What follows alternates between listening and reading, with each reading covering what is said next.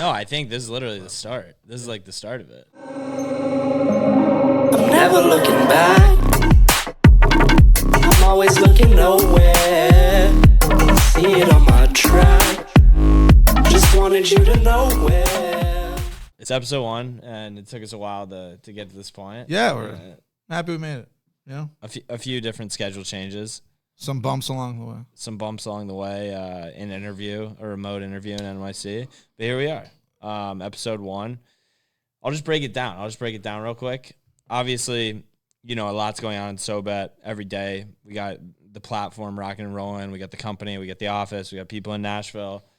We just want to give you guys a chance to see the inner workings of SoBet, kind of keep tabs on what's going on. In all honesty, it's a fucking reality TV show every day. Yep. The shit that happens, I can't. I've tried breaking it down for people, and people actually do genuinely. They're very curious about. So yeah, this is basically behind the scenes, essentially. Yeah. Of our lives, how SoBet is ran, how we run SoBet, how just a couple of the boys started up a company like this, and kids made it out the hood. Yeah.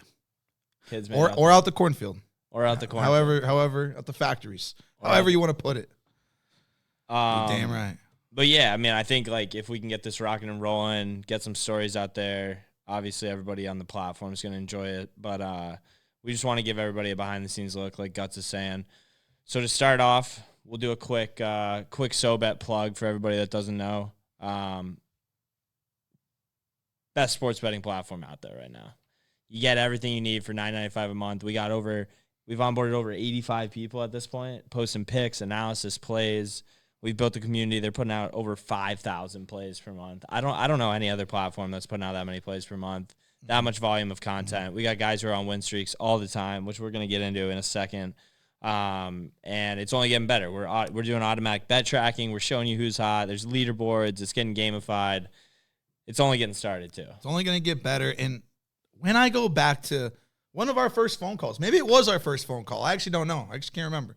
But when I go back to one of our first phone calls and we talked about kind of what this was going to be, what we were thinking about shaping this into be, I remember that I was like, I just want a cheap platform.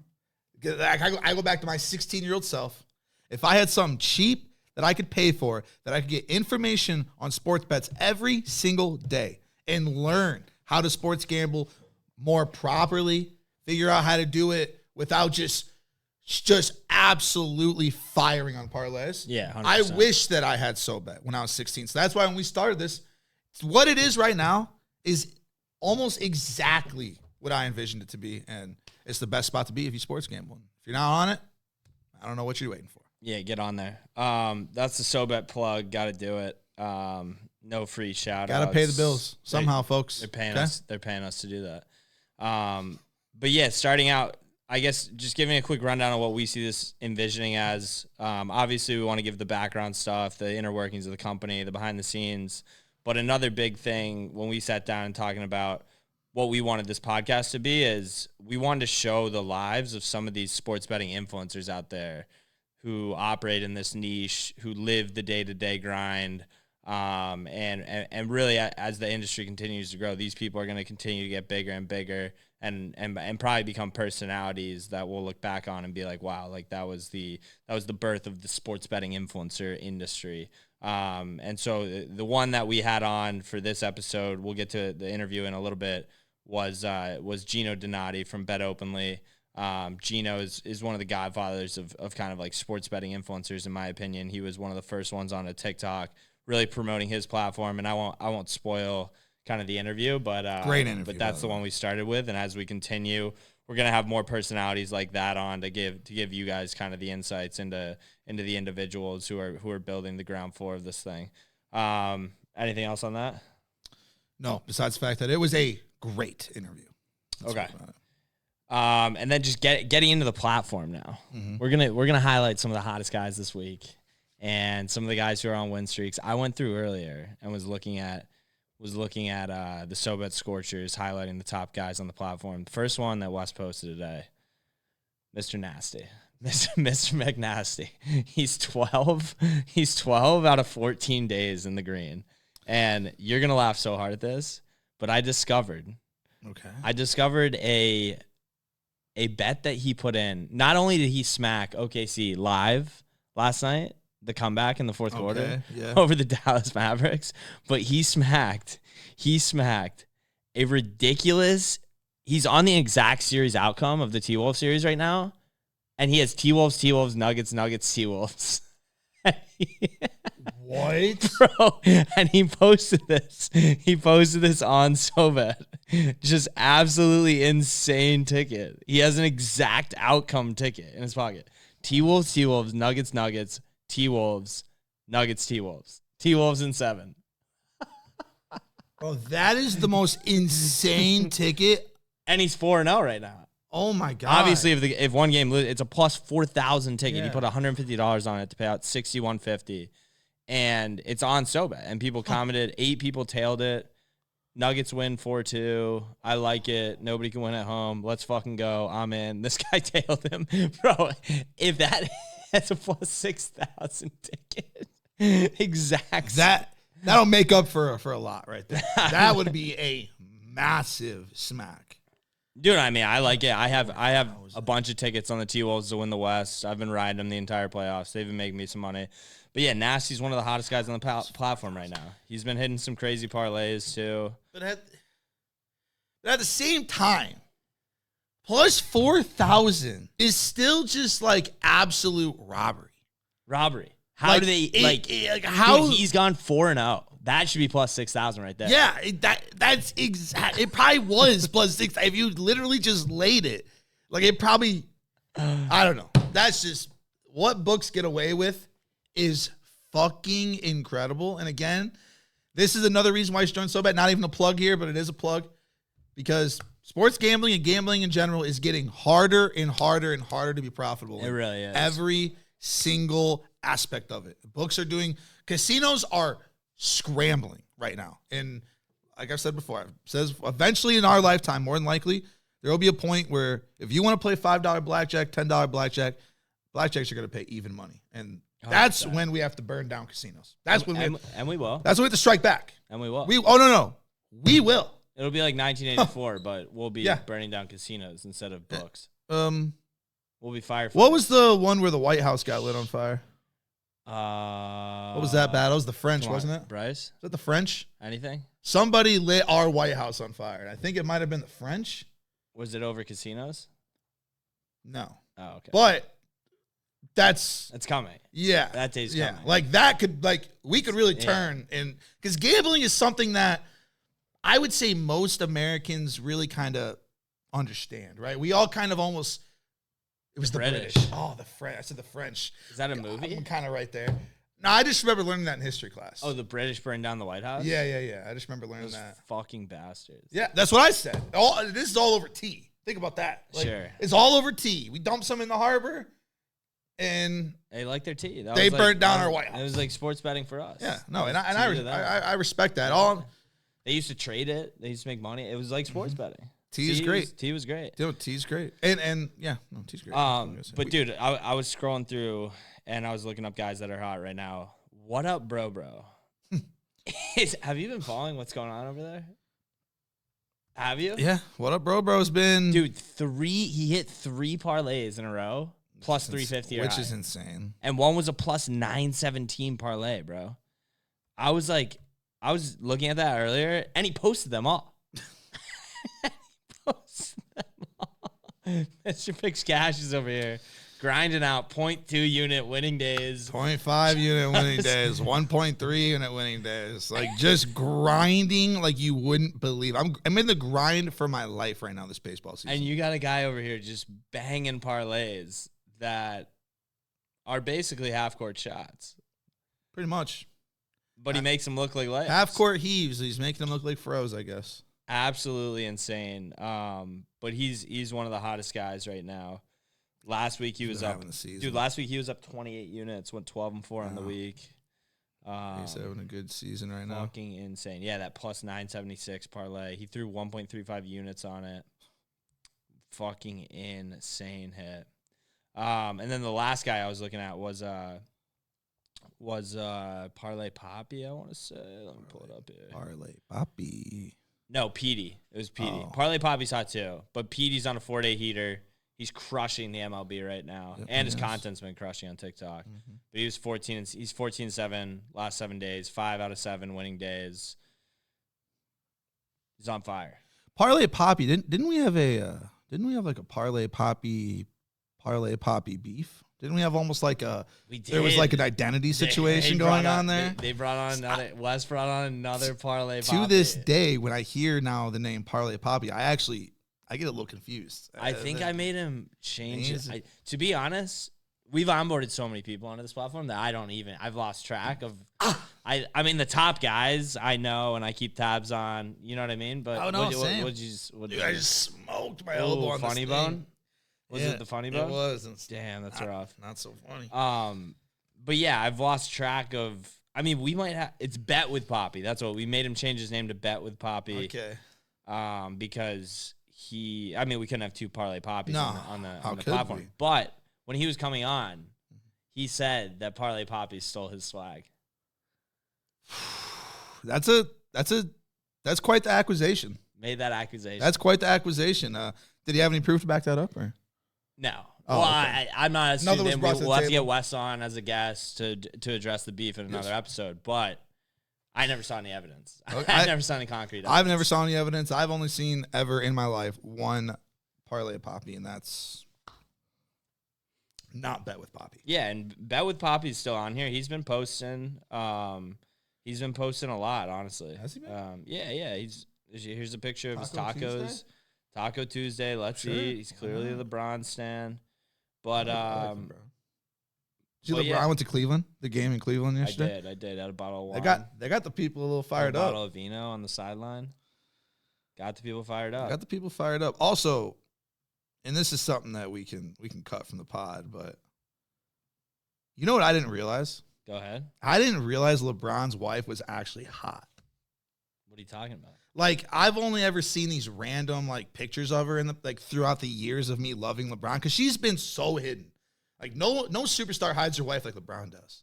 Like, I never see his wife, but I just saw her because she had a TikTok clip pop up on my TikTok. She does a podcast now. Yeah. And she was talking about how kids scream at video games and how her kids scream, and like her kid Bryce called in and pranked her, blah, whatever. But in that moment, I'm like, I just didn't realize LeBron's wife was. Yeah, well, what would you expect? Expect him to have an ugly wife? Well, not necessarily, but this is like these guys are like high school sweethearts, so it's not like, he didn't like. Yeah, but he knew what he was doing. Yeah, but he didn't. You know what I'm saying? Like, if I hear high school sweetheart, I'm not like, okay, that's probably not like Brooks Koepka's wife. True. Like Brooks Koepka's wife. Like, I want him to win the golf tournament so we can see, just to get a peek, because that girl's so hot. You know what I'm saying? Yeah, it's like DJ. And we had a lot of DJ talk today. I did. I was tuned in. I will be having a DJ ticket, back pocket, 90-1. Dude, I have a Brooks Koepka ticket at plus 2,900. I think he's at plus 1,400 now. Yeah. He's down there now. I could already cash out. I think he is plus 1,400. Don't do it though. I won't. Let it ride. No. Even though put that ticket as soon as the Masters ended, I put that ticket in. I just don't think he's gonna. I don't think he's gonna be that great. I mean, it's his tournament. It's his tournament to lose. It very can.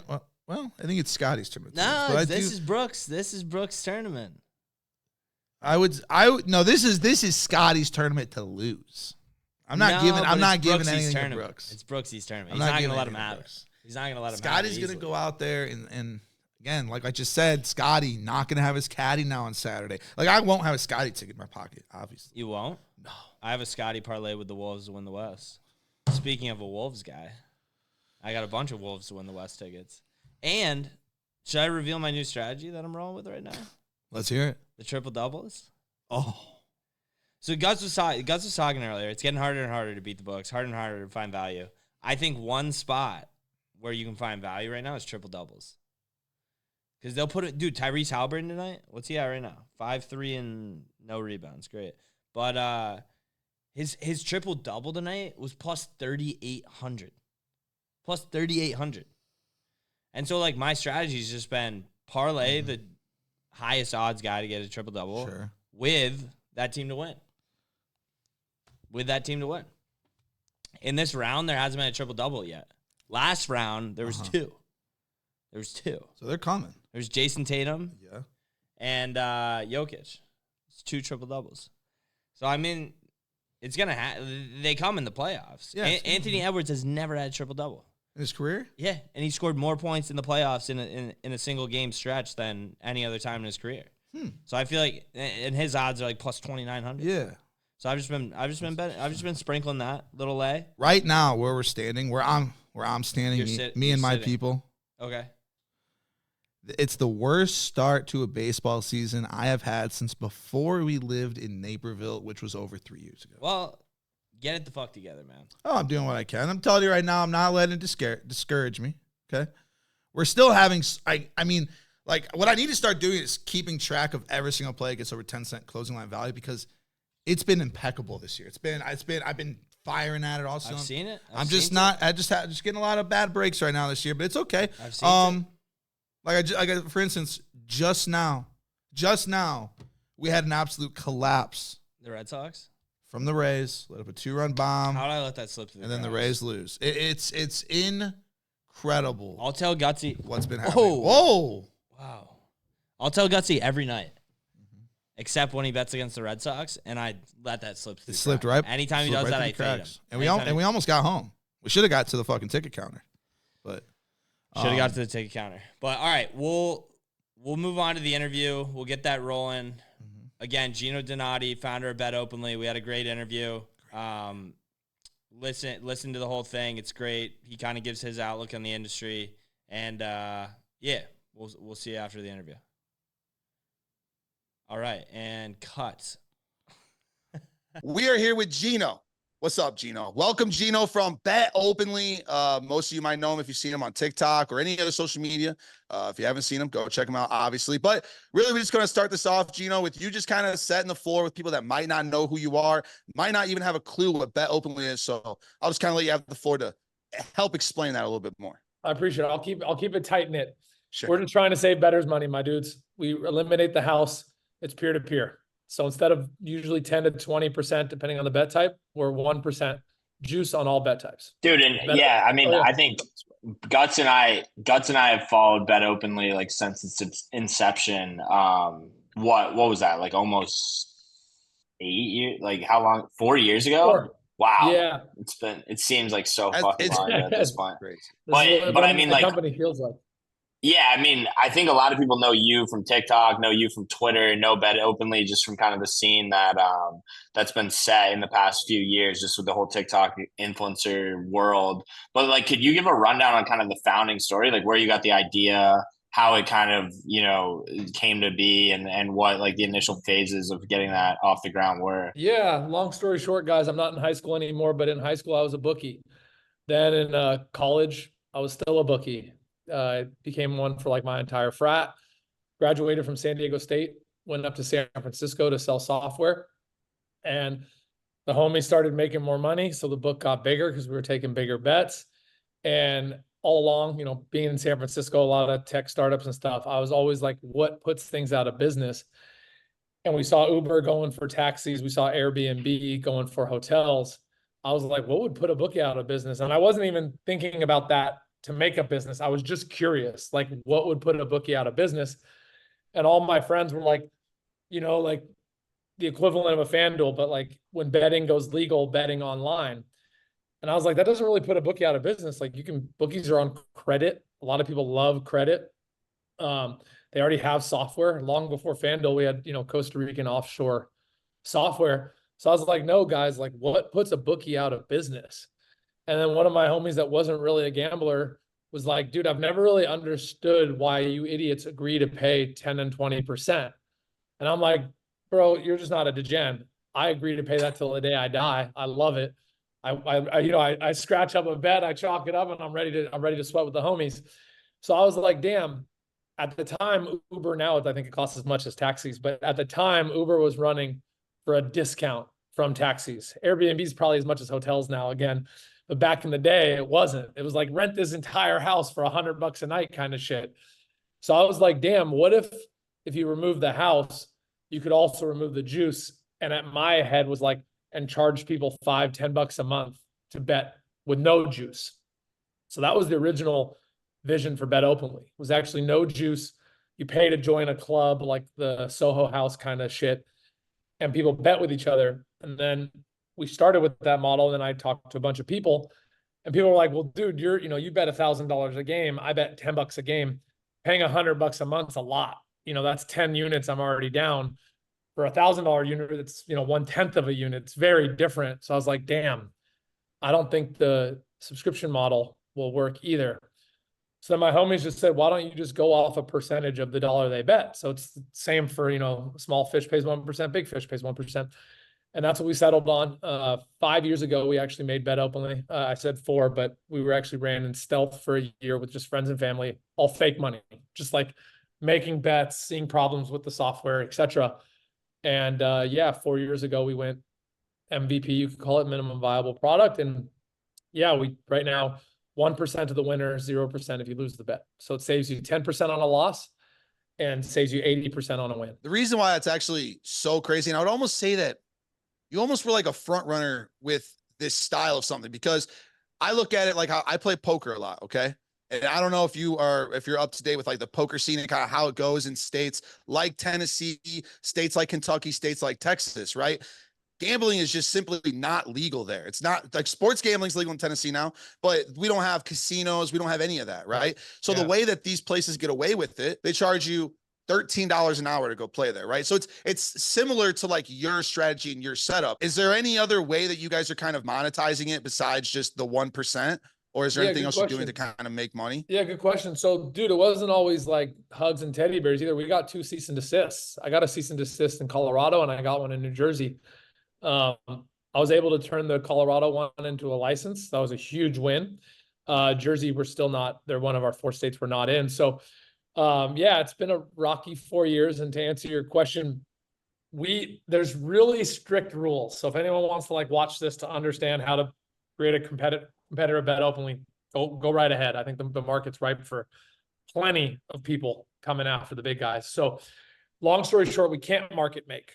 So I can't go in there, can't market make, can't set lines and odds. These are just rules of some judge somewhere that came up with this stuff. We can't market make and we can't house bets. So there are certain rules with DFS that we get away with. We have instant, which is kind of like the Prize Picks or Underdog of us, and we're allowed to as long as there's at least 3 players, and they get really granular on what you can and can't do. But so I'm telling you all the things you can't do. As long as we don't market make, as long as we don't lock in the lines and odds and let people create their own lines and odds, and as long as we're not housing bets, we are not considered a book. So a lot of people like DM me, they're like, bro, your book's my favorite. And I'm like, I'm not going to I'm not here to correct people all day, but we're really not a book. You'll never go to Bet Openly. You'll never create a bet. And if you win, I lose. And if I win, you lose. That's just not the scenario. You'll make the bet. The inverse will post on our market and someone else can take it. So we really are that Uber. We really are that Airbnb. Airbnb owns no hotels. Uber owns no taxis. It's just a dude in a taxi and a dude getting in the taxi. So that part's important. So back to your question that I love that you asked. I grew up going to Artichoke Joe's. It's a card house. Oh, nice. So literally you pay, I used to play 3-6 and not even 3-6, no limit. Like literally you can bet 3 at the flop, 3 at the 6 of the turn and 6 of the river, 3 pre-flop, 3. Yeah. So they had 3, 6 and 5, 10. And that's allowed in California. A lot of people don't realize that, as long as there's no house. So it's literally this like old Wild West law that as long as you're not housing anything and as long as it's a game of skill, it's cool. And believe it or not, they have California blackjack too. You can literally walk into these old places, not even like a native casinos, and it rotates who's the blackjack dealer. So like you sit there and you're getting dealt and then the hand's done. And their law is every deck, they got to offer it. Now, a lot of people pass because you don't want to get taken by the guys next to you. So they'll give up that mathematical advantage. But we're operating under a lot of those laws. And the reason I say that, again, I want to make this interesting and I want to make it fun and also tell you where we're going. Dude, we're launching games for the first time in about a month. And we got approved for Solitaire. Sounds lame as fuck. And we got approved for Tetris. but I'm going to keep fighting. So any game that I can prove is a game of skill, and I can't house, can't market make, Bet Openly is going to add, and you'll be able to go on. And instead of you just losing your ass to the house in blackjack, it'll be you versus another dude playing like a deck. It'll be you and Tetris again. I know Tetris was a weird one. Chess is another weird one. So, yeah, we're going to do Bet Openly. A lot of people don't ask this or don't notice it. It doesn't have the word sport anywhere in it. You know, it's like DraftKings about drafting teams, FanDuel, you know, you're dueling around sports. We don't have that because we're going to go way past sports. I'm going to bring like peer-to-peer to politics, to reality TV. Like, I don't give a fuck. It'll be games. It'll be blackjack. It'll be whatever I can prove is a game of skill. Dude, so you were talking, it just got me thinking, but like, obviously when somebody's posting a bet, you need somebody on the other side taking that bet for that system to work. And I think, like, you know, by and large, a lot of people, when you're starting businesses, you have like great ideas, right? You're like, oh, I'm going to build this great thing. People are going to use it. And I think what people underestimate is the hardest possible thing in the world to do is to get people to do something, right? 100%. To use something, to do something, to interact with something. Like, it's so incredibly difficult. And like, people really underestimate that at probably the biggest scale possible. But like, for you guys, obviously you had your family and friends, you had like this whole testing population. But how did you get to the point where anybody can really go on there, which is at today, right? And yep. How did you get to that point of like messaging it out there, getting people on the platform, posting bets, and getting to this point of liquidity where now there's so many options for anybody that goes on there? And really, just on that same note, like, what was the hardest part in getting to that journey, I guess? Yeah. No, thank you for asking this. And you clearly relate. So number one, I was lucky. I mean this, that I was a bookie for freaking almost 20 years. And I had a couple hundred dudes that bet with me, trusted me on credit. And I told them what I was building. So I asked them to do me a solid like I did them, because I was always a cool bookie. And like, I didn't go after freaking kneecaps or nothing. I had homies owe me money. I'm like, you're my dude. Like, we'll work it out later kind of shit. So I said, like, I need you on there creating a bet a day. We need to fake this till we make it. Like, I need this. We need to hold this up ourselves. If I launched it with no one, the first 100 people that came would have saw there was nothing there and all 100 would have left. So I was like, I need you guys. The word I would use is delusional confidence. I was like, I need you to be delusionally confident in me. And I need you for 1 year to create a bet a day on there for me. So I had frat bros, homies, guys I worked with that I felt like I did right for multiple years that did me a solid. That was number one.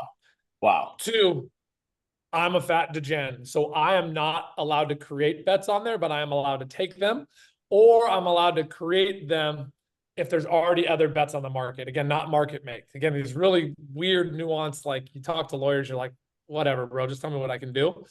So candidly, I have $1,000 better. I have $100,000 bankroll. I went from losing my ass in my 20s to becoming a capper, whatever people define that as. I'm not the best in the world, but I'm pretty good. And I would actually generously put bets on there. I would give them away at actually book lines. So I would still create bets on there at -110. So that made it +110 for someone else. Because I was like, wait, all these books have cut me off. I get cut off where I go. Why don't I just pretend like that didn't happen? And now I'm offering things at a better line and odd to start showing its value. So I was our first, if I had to call it, I was our first dud. I was our first loser. I would never create sharp plays. I would create popular event plays that this kind of where it gets a little shady, guys, but if you know me from TikTok, I would actually fade myself. I would make a bet. I would say, like, guys, home dog in prime time is the best system. It made me all my money back in my 30s. And then I would go on and I would create a favorite in prime time. Now, obviously, I don't win at 100%. So there's times I would 100% win and like felt like I set people up. But the point was to show there's money there on the square side. I would create that money. And a lot of people that would see me on TikTok followed me and trusted me. And they were like, damn, I can get a lot of these good bets on Bet Openly. So I was basically like one big donation. And, I did it not for thousands of dollars. I'd make $10 bets, $15 bets. But long answer to your question, I basically inversed me, found ways to show the value, And now every time we have a release, and you asked a really good question earlier about fill rates. The worst part about peer-to-peer, some of your bets don't fill. Some winning bets do not fill. What's worse? You would have won money, now you didn't. The best part, losing bets don't fill. But ultimately, what we built up over time, and I hope we're there now. We have about over 2,000 bets a day. We see about, give or take, 150 to 250,000 on an average day. We get as high as $500,000 in bets filled. And last year we had 55 million in bets filled. I'll go in and I'll fill in for the market. If I know people like Steph Curry and the news is like Steph's going to smack, or right now, Jalen Brunson, I'll be the guy that goes on there and just makes small bets for the under on Jalen Brunson every day. Now, I won last night. That sucked, but I lost the last I did too. I did too. And I'm cool with that. So I basically, again, really, if I'm being honest with y'all, I just became my own first customer. I just basically said, I need to make this work. People need to see it working to believe it, or they're never going to do it. Real quick, you talked about the percentage of bets that are filled. This is the only question I have that's just like kind of makes you curious. So if I put $100 bet out there, right, and somebody else wants to bet the other side, they're only going to bet $20 though. They got $20 units. Can they just chip basically $20 out of my bet? Is that essentially how it works? Yeah. Okay. Yeah, I'll give you guys the whole story. Again, we use cheesy shit because, like, dude, I'm drunk half the week, and there's no other executives. I'm a party of one, and then the people that I work with. So we named it Tinder. So we made an algorithm called Tinder. So if other people ever create two opposite sides of a bet, it auto matches them and fills. So that's number one. It's called Tinder. It's like our matching app. Nice. Two, if people ever want of any bet, they can take as little as $10. So you'll see many times there's multiple. We got guys on there that make $2,000, $3,000, $5,000 bets every day. And you'll see sometimes it takes 20, 30 people to fill it. So the best thing I've seen in Bet Openly is some sharp people like very anti-public bets. So the best part is, like, the public chips away at bets. People ask for new bet types and new sports every day. And I don't do that until we've gone over 85% fill. Because the worst thing would be to release all. It's not hard to unlock an API for all sports and all bet types, but then we just have 2,000 people betting 2,000 things, and they would all go unfilled. Yeah. So every time we cross the 85% threshold, which we just got to 87 like a week or two ago, we add more things. So I added NCAA lacrosse and NCAA baseball. People wanted these things, so we have like a wait list. Yeah. The next one on our wait list is motorsports, like NASCAR and all that. Oh, so interesting. every time I add more sports, it sucks, guys. I just want you guys to be honest, because I want you to have the right expectations if you ever join Bet Openly. Our fill rates drop. People wanted first basket. We add shit like that. Not many people want to take 150 wins $15 on one dude not to have the first basket. So, like, I'll add it, but the market then has to mature and build itself. So I hope that's a long-winded answer to your question. This is my last thing that I'll bring up for you, and I'll let Coop kind of finish it off. And this actually just came to me. I'm not even kidding. This just hit me 30 seconds ago. Gino, me and you talked like over 3 years ago, okay? And I remember you asked me, because that was I was almost right when I got done working with DraftKings, because I was running the sports book out in Iowa. I was working with DraftKings. And when I got done with it, I was still super hungry about that space and building that space up. And I can't remember how me and you came in contact. And then I swear to God, this is all just hitting me. I remember this just out of nowhere. I love it. And we talked, and I remember my top priority question to you. And you asked me, what's like the number one thing that I kind of took away. And it truly was, and this is what I'm going to basically ask you, is if you've added anything like this, is player rewards, right? Because if there's one thing that gamblers love, and you're a degenerate, I'm a degenerate, we're all fucking degenerates, right? I just lost over $2,000 last week on slot machines and blackjack, okay? The one thing that all degenerates love is just a little scratch of the back. So have you guys added kind of anything like that? Is there some kind of system for how much you bet? Do you get some free? I know it might be tougher for you, but just to kind of see where you guys are at with that. Yeah. So I'll give you the whole breakdown. Sure. One, it's going to sound really dorky for a second. So if this tunes anyone out, that's fine. I'm a big Bitcoin guy. I'm a big NFT guy. I made a shit ton of money off both. I fucking, this guy that I love, and I say this with respect, my old CTO, who's a super dork, hit me up 2, 3, I think it was 2 years ago, maybe 3. and said, you got to buy these pudgy penguins. And I was like, dude, never heard of them. What the fuck is this noise? He had me buy 2.5 of them, like 2 in a mini or something. And these fucking things are worth like 50 grand each. This dude made me over 100 grand off these cartoon fucking characters. And I was like, all right, you got my full attention. So I let him release NFTs for us. Every NFT you own pays you back 10% juice of what I've made. So literally you can get down and I let you buy up to 5, which stacks to 50%. So number one, we sold these things for $75,000. We sold them out in a day. So long story short, we made $75,000 that day. We are 4 or 5 weeks away from those people being fully paid back the 75 grand they gave us in rewards. And that will continue for life. We are gamifying it. There's a reason why, again, my goal is to decentralize Bet Openly. We're not there yet. I won't get into that whole geek fest, but our goal really is to become a decentralized peer-to-peer market where we actually only keep half of the 1% that's used to run the company and pay for employees and make profit. And the other half is actually going to go back to the people. The last thing I'll say, because I don't have a good way of saying it, it makes it sound even shadier. I'm going to try and build a friends list, like a pyramid. And if you refer people, you get half of the 1%. I get the other half. Sounds like a pyramid scheme, but we're not going to charge any money. That you refer them, you get half. But people get all scared with these things. And I'm like, guys, that's capitalism. Now people take advantage of it. But to answer your question, we're not done. We're just getting started. We ran one sample last summer. And in under a year, it's almost paid for itself, and it'll keep paying those guys back for life. A pyramid scheme relies on the pyramid to keep growing. Like your pyramid doesn't need to keep growing. You're just rewarding people who are driving. And ultimately, the ecosystem is better than a sports book in general, right? So it's like people just keep making money off there's no people betting, which, there's no scheme. Yeah. Good point. It's just pyramid. It's just a pyramid. Yeah. No, that's, I mean, that's genius though, because you're ultimately rewarding. It's like the best possible reward system. And so, I mean, there's been a population, and obviously the influencers now have gotten involved, but there's been a population of influencers who have made a lot of money really fast. And now they're not making anything because everybody already has an account in all these places.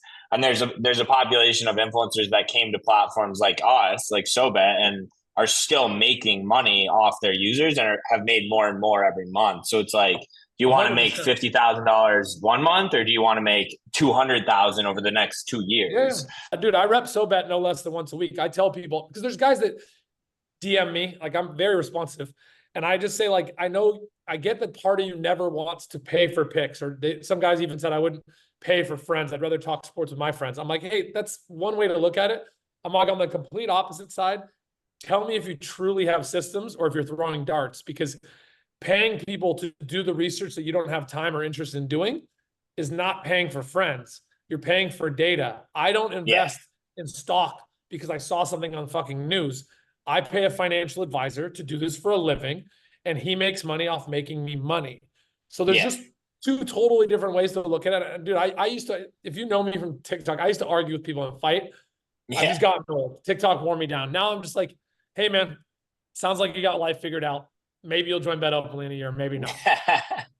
100%. And just kind of wrapping up. This has been fucking awesome, by the way. I mean, just hearing the story and just the way you guys are evolving is honestly just super cool. And I think a testament to the direction of the whole industry. But just wrapping up here, I guess, we're both on one side of the fence, and that fence is doing things for the betterment of the actual sports bettor, right? And like putting into practices and platforms and building things that put more money into their pockets and make the overall experience better. And as we keep building towards that goal, like there's obviously things in the ecosystem and ways you can bet and, ways to participate that kind of drive you towards that direction. What would be your one piece of advice other than like use Bet Openly or Bet SoBet for the sports bettor of tomorrow for how to kind of like get into it? And then secondly, you can kind of weave it in, but like, where do you think this whole industry is going in the next 5 to 10 years? Yeah.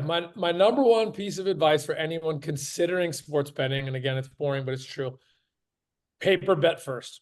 Write down your bets for a month. See if you're actually good at throwing darts or if you don't know what the fuck you're doing. That's number one.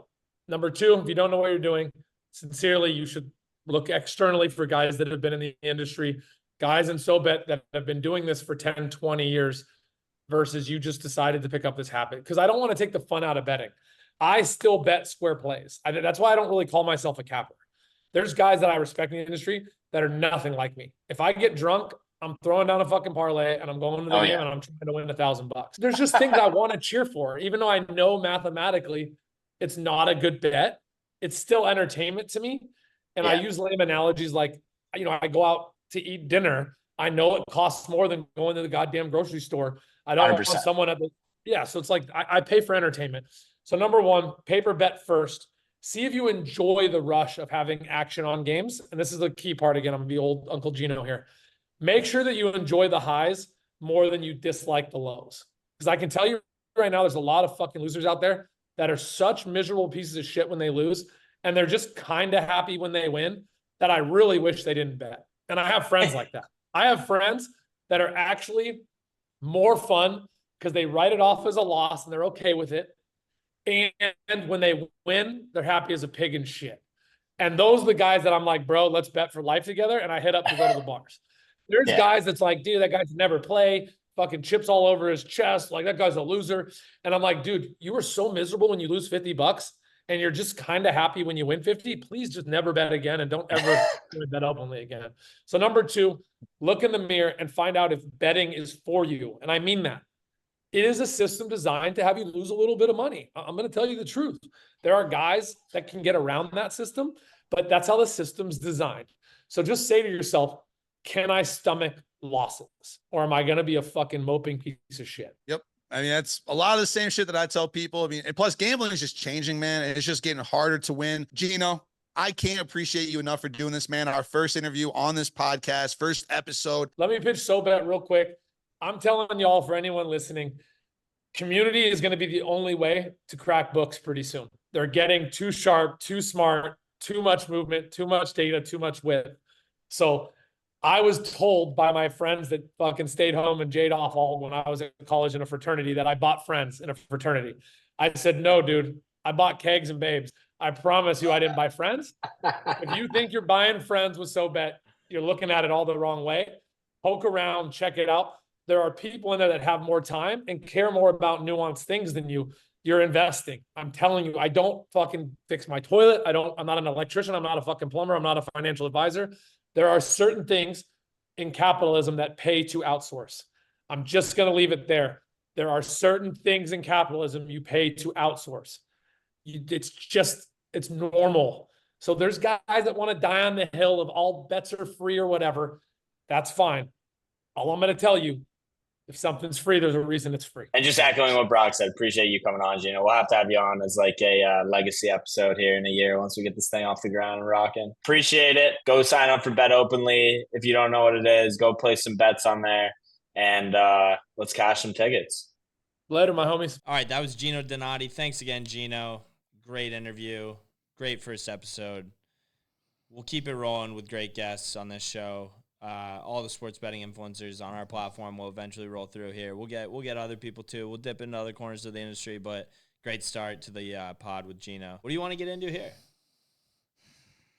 We just kind of want to reserve this segment to talk about the company, what's going on recently, maybe some drama that's going on. What do we want to talk about?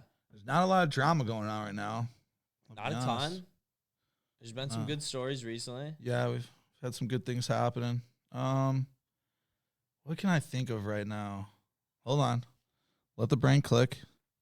I mean, Wes and I were just in New York for a week for SBC. That was a solid week. Oh yeah, you were out there you did the lacrosse stuff too. That was very random. It looked cool. It looked cool. PLL Street, but it was super random. Like I didn't know what was going on.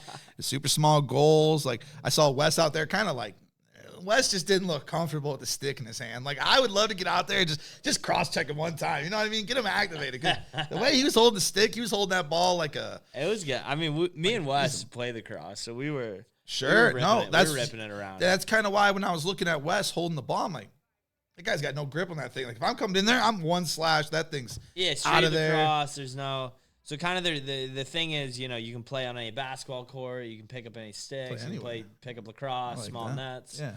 play with tennis balls, no checking, kind of gentleman's rules. So that's kind of the thing they're trying to get after, and it was good. I mean, they had the pros out there. They were ripping it around. Sure.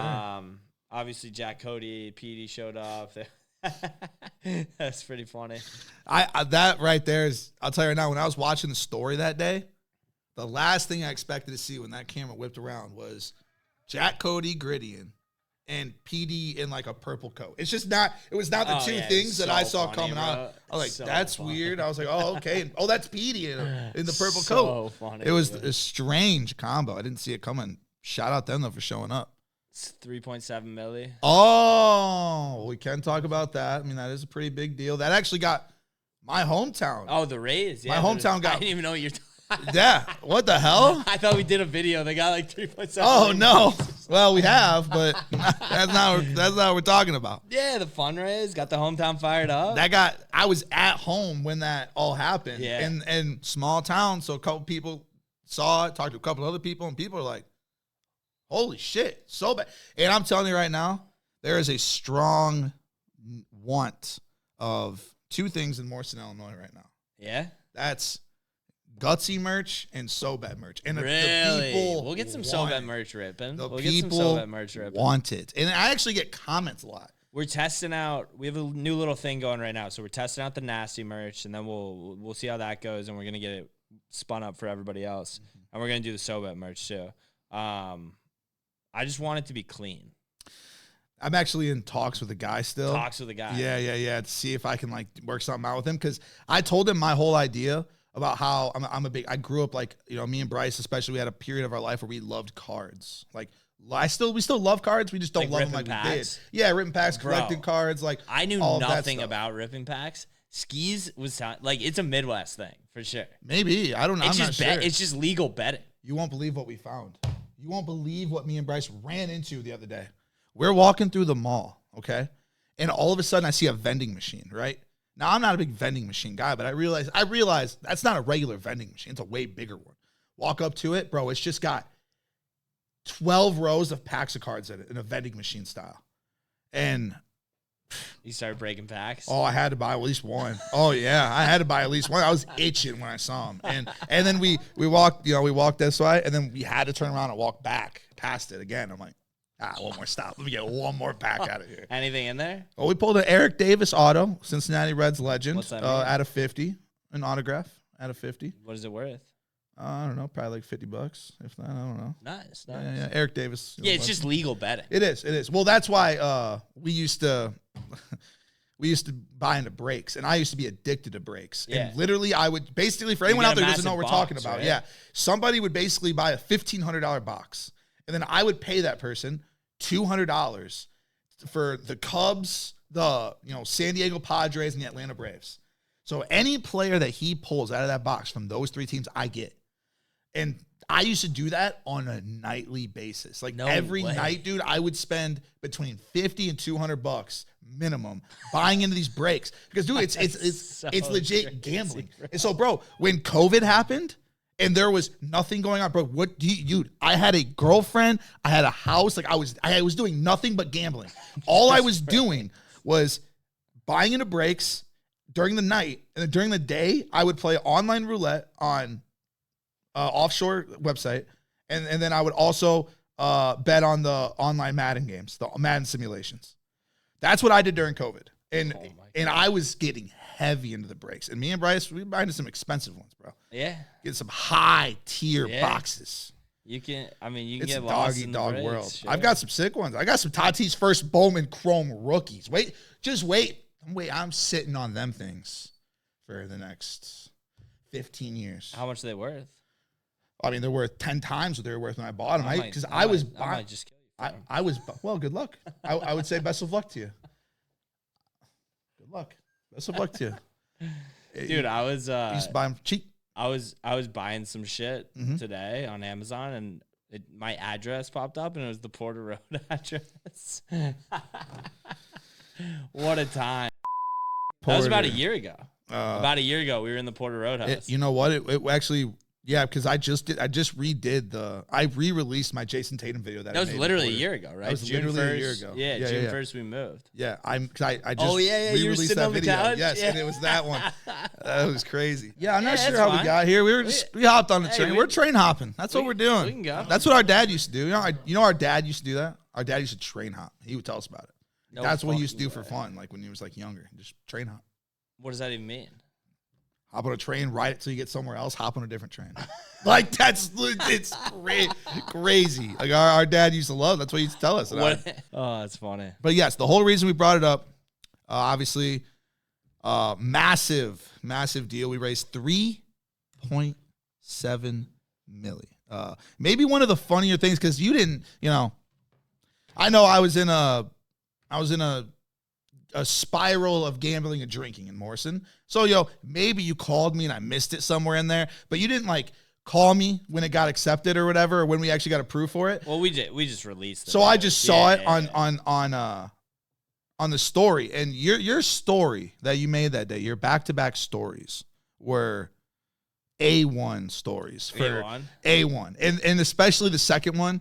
Like I liked the first one. But then the follow-up one that said, should I put it all on black? It had me actually out loud People were dying at that. laughing. People were Like, dying at oh, that. dude, that shit was so funny. I had to put that on the close friends, though. Oh, yeah. Yeah. That couldn't get out. Yeah. No. But that was very funny. And, but yeah, no, big deal. Raised $3.7 million. No, big for the boys. We're still here, still cooking. I mean, we're growing though. That's the thing. Massive. That's the bigger message is that people believe in the company because of what we've done, because of how much we've grown. I mean, shit. 2 years is coming up in June. Hasn't even been 2 years yet, and we're already making waves. So I think that's the bigger thing, and how we're doing it differently than everybody else before. So I mean, yeah, it's good for the company, and I think we'll keep building it here in Nashville like we have been, and I think the city's right for it. The content house, keep building that out. We're gonna build a gambling den this June. It's gonna be sick. It's all just put some double-decker recliners with a 4-panel TV. Get some content in there. So yeah, I mean, it's all coming together. It's awesome, really. So at the two-year anniversary, did we throw another party at the Virgin?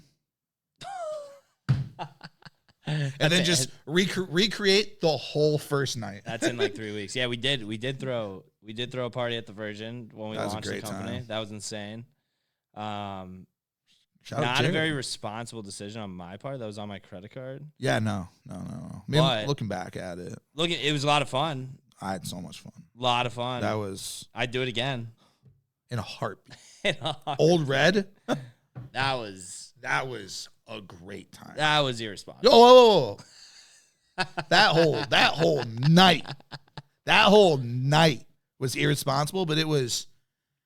But God damn it, it was a night I'll never forget. It was one of the funnest nights ever. So when we first raised money to launch SoBet, it was like September of 22. Mm-hmm. So we threw the Virgin party was in June. That was to launch the company.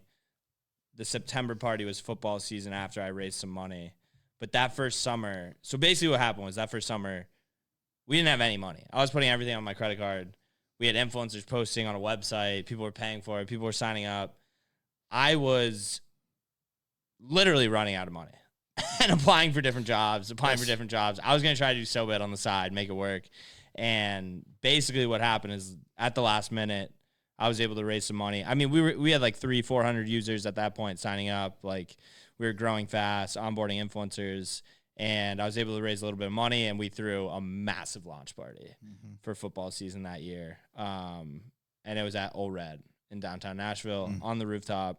We had 100, 150 people there. Yep. There were celebrities there. Mm-hmm. It was insane. My brother DJ'd. And then, yes, he fucking did. Of course I remember that. I think the fun. Oh, we won't talk about that. Oh, I'll talk about it. We can cut it if we have to. I think the funniest part was like all the influencers that were there that just aren't that are just aren't in the picture anymore. That we've lost for different reasons, and we won't call people out by name. We've lost people though, quite literally, lost them. Like they fell off the face of the planet. Like, sure. like we don't know where they're at. Still, People versus Vegas. People versus Vegas. R.I.P. where are you, bro? R.I.P. Like, I mean, I wish him the best. I wish him the best too. but R.I.P. But RIP, because Well, so when we were first starting, my thought process was sports betting influencers and then normal like sports influencers. So that's like why we initially had like Nerd Sash and Shaq and all those random dudes. But they were all bought in. They flew out to Nashville. Yes. They partied with us. We had a great weekend. Well, I mean, I feel like that's episode 1 in a nutshell. We got a bunch more coming up. We got a ton of product development features coming out. Leaderboards are coming out. Should be out by the next episode, which are really going to change the whole platform. Any closing words for episode 1, Guts? I mean, wherever you're watching this podcast or listening to this podcast, let us know if you have any questions, obviously, about the company, about really anything. We'll answer whatever. But other than that, without not getting like heartfelt, but just appreciate everybody's support. I mean, the 3.7 million is a big deal. I can't believe, how far we've come in 2 years. It's crazy. No, for sure. And episode 2, we'll have more stories. I think we'll get into the move to Nashville. So Guts, Lloyd, and the boys moving down here.